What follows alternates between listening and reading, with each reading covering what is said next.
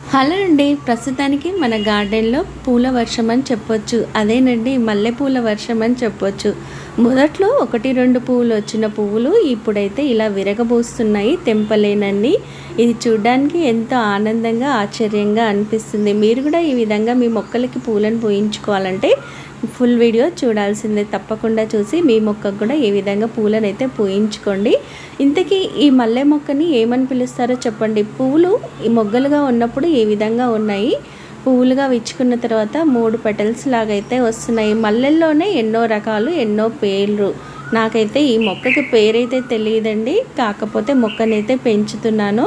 చూసారా, సంవత్సరం కింద తెచ్చిన ఈ మొక్కని ఇంత బాగా నాటుకుంది. చాలా మొక్కలు కూడా చేశాను. ఇంకా పూలు ఈ విధంగా ఉన్నాయి. పేరు చెబుతారు కదా, మర్చిపోకండి. ఇంకా సన్నజాజులు అయితే అలా గుమ్మానికి పక్కగా వేస్తున్నాను. సువాసనతో ఎంతో బాగుంటుంది కదా ఇంట్లోకి వచ్చినప్పుడు.